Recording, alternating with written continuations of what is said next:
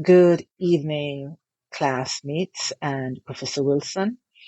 Indeed, it is a great privilege to once again get to this stage. We are now at week 3, looking at a number of topics that are extremely important, I would think. We have looked at collaboration, we have looked at leadership, we have looked at conflict resolution. The video that we watched looked at the thin line that exists between sanity and insanity. And Professor, I want to agree with you when you basically stated that leadership is not a position. I agree. Leadership is not a position. For me, I think leadership is just a title, and you wear it well based on the skill sets that you carry with you, how it is that you treat your workers, how it is that you even deal with yourself as a leader. Because for one, you have to be aware, self-aware, and you have to be also socially aware. So these two factors play a great deal in how it is that you rise to the top of being a great leader. It is a lifestyle, because once you become a leader, I wonder sometimes if you can undo becoming a leader. For some persons, leadership is thrust upon them.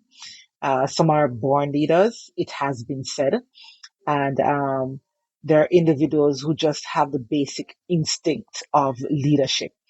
But to become great leaders, as you have rightly stated, you have to develop this, because our world is always changing. Things change around us. And in order to effectively deal with the challenges that come on a daily basis, you have to also be willing to change. You have to also be willing to learn the different lifestyles and changes that exist in order to become an effective leader.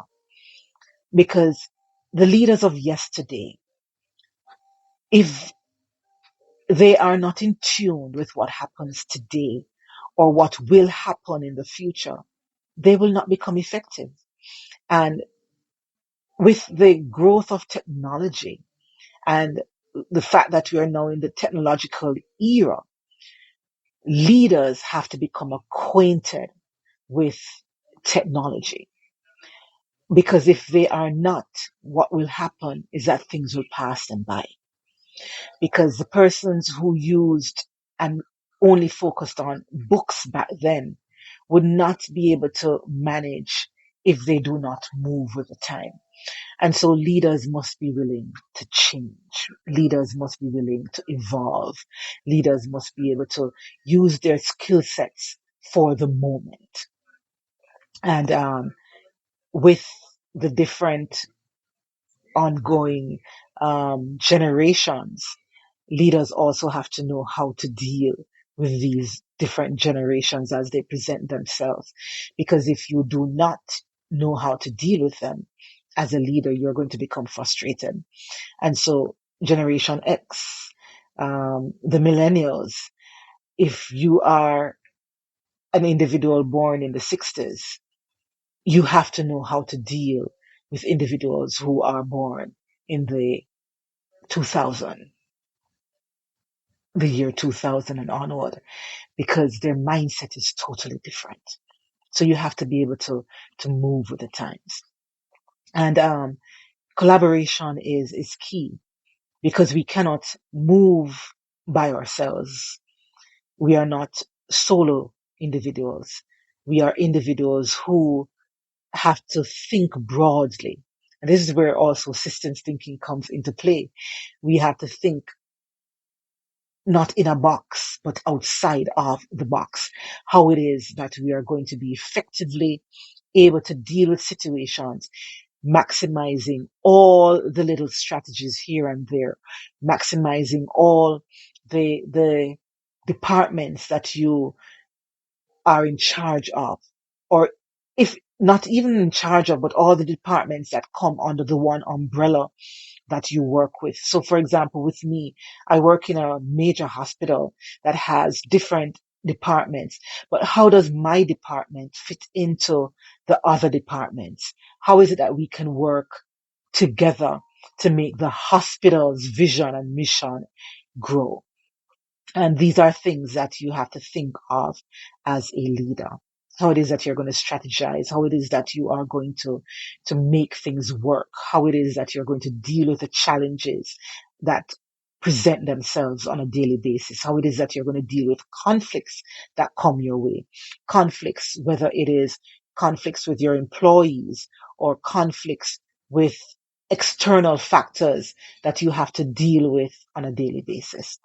And so this week was extremely interesting, and I look forward to week 4.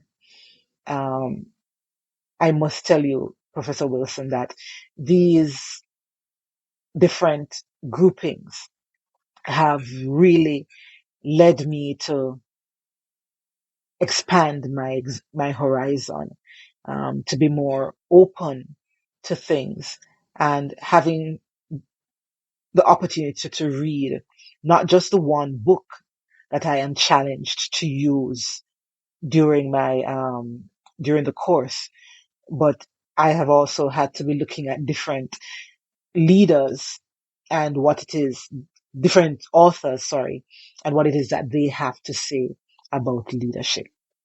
So as we move forward in the group, I hope and trust that everybody's success will be established and we will embrace week 4 as it comes our way.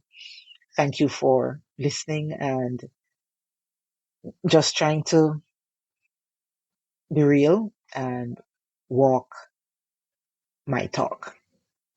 All right. Peace out.